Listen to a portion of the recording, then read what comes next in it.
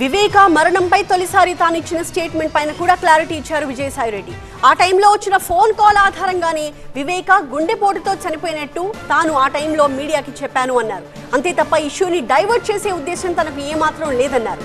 దీన్ని కూడా ప్రత్యర్థులు తమకు అనుకూలంగా మలుచుకుని విష ప్రచారం చేస్తున్నారని ఆరోపించారు విజయసాయిరెడ్డి.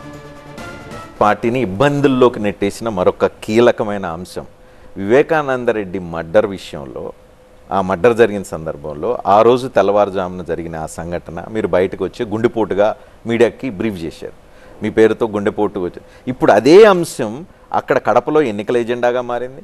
అదే అంశం సిబిఐ ఎంక్వైరీకి సంబంధించిన ఎంక్వైరీలో అదొక కీలక అంశంగా మారింది. ఎందుకు ఆ సందర్భం క్రియేట్ అయింది? మీరు తెలిసి చెప్పారా, తెలియక జరిగిందా, లేకపోతే ఈ పరిణామం వల్ల ఇప్పుడు జరుగుతున్న ఇబ్బందులకు మీరు సమాధానం ఏం చెప్తారు?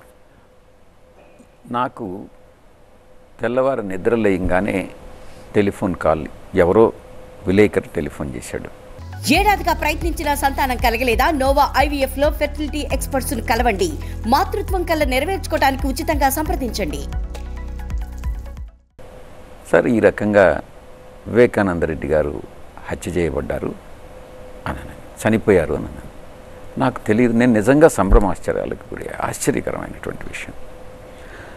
ఇమ్మీడియట్గా ఒక్క నిమిషం నాకు టైం ఇవ్వండి, నాకు తెలియదు, నేను కనుక్కుంటానని చెప్పి నేను పులివెందులకి ఫోన్ చేశాను. నేను ఫోన్ చేసినప్పుడు అక్కడ వాళ్ళు చెప్పినటువంటి విషయం, ఆయన గుండెపోటుకు లోనయ్యారు, చనిపోయారు అని చెప్పారు. అదే విషయం నేను ప్రెస్కి చెప్పాను. అంతేగాని దాంట్లో ఉద్దేశపూర్వకంగా మార్చి చెప్పాలనో లేకుంటే నేను ప్రత్యక్షంగా చూడడము ఏమీ జరగలేదు. అక్కడ రాజకీయాల్లో సహజంగా ఇంటర్ప్రిటేషన్ అన్నటువంటిది రకరకాలుగా వాళ్ళకు అనుకూలంగా చేసుకుంటారు. ఇది కూడా తెలుగుదేశం పార్టీ వాళ్ళకు అనుకూలంగా చేసుకుంటాం.